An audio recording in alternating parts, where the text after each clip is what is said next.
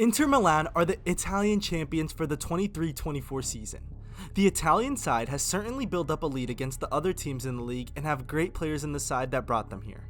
Names like Lautaro Martinez, Barella, and Bastoni certainly steal the show, but there's a certain center midfielder who silently controls the game.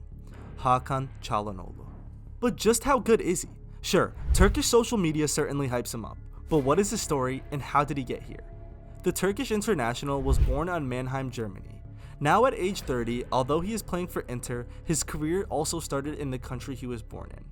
Karlsruhe was a German club in the second division, and in his first season, they would suffer relegation with the club.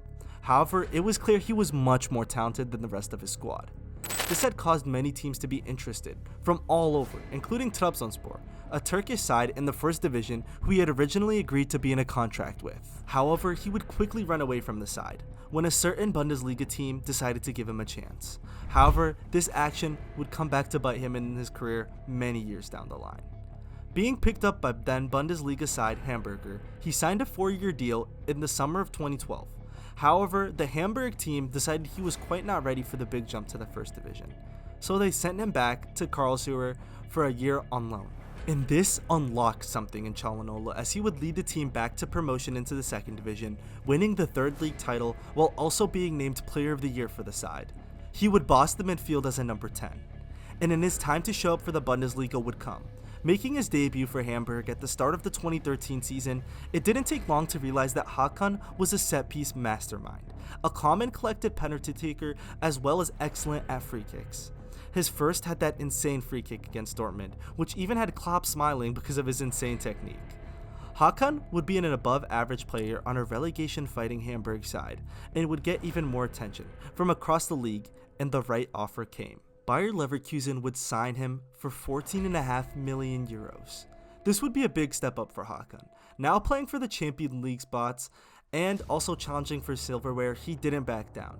However, his exit from Hamburg was a sign of things to come.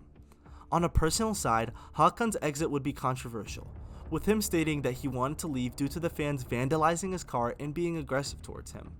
And he even called the director of Hamburg a person who betrayed him. This left a sour taste in the mouth of many fans. But his new chapter at Leverkusen had begun, and he would be solid for the side, converting even more free kicks and making his name known. He would stay out of controversy until the 2017 season. Remember how I said he ran away from Trabzonspor very early in his career? Well, he never returned the 100,000 euro signing bonus that was given to him when he agreed to join the club. And this made the Turkish side angry, suing him for the money back and €1 million in damages.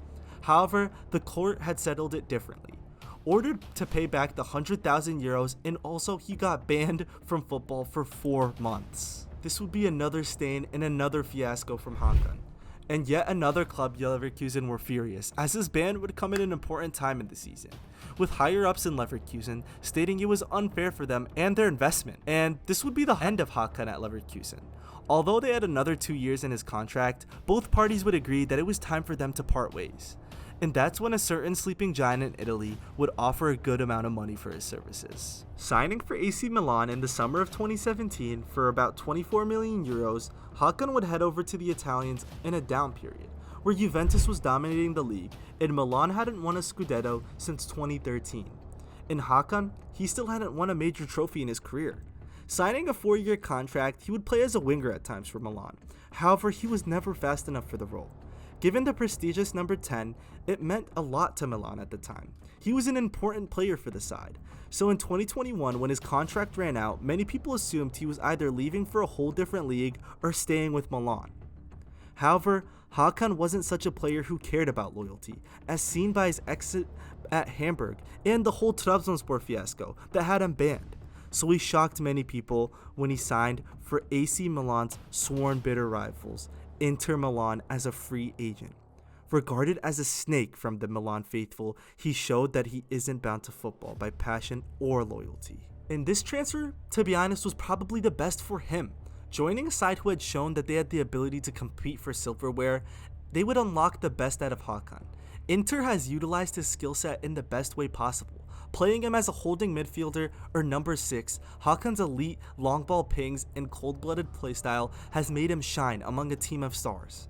winning his first major trophy with Inter when he won the Coppa Italia back-to-back seasons, as well as 3 Super Cup trophies in a row. Hakan has made his stamp on Italian football. In this current season, Hakan has truly opened up his prime, being a top 3 midfielder in his position, guiding Inter to their 20th Scudetto title, winning it at home against his former clubs and now biggest rivals AC Milan.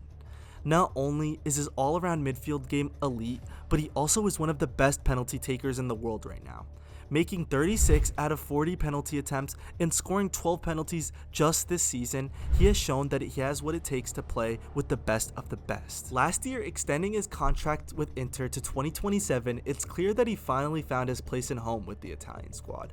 And maybe he could become a hero for them and get that 4th Champions League, which they were oh so close to getting. All in all, Hakan Çalhanoğlu is an interesting player. He doesn't quite get the most media attention due to his nationality, position, and playstyle. He is an unsung hero this season, and he's one of the best midfielders easily, causing havoc basically everywhere he goes in his career except for Inter. Many people have mixed opinions about the guy.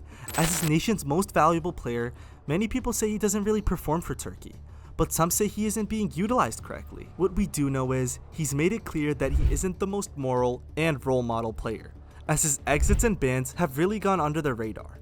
So is he a snake? What do you think about him? Let me know in the comments below, and don't forget to like and subscribe.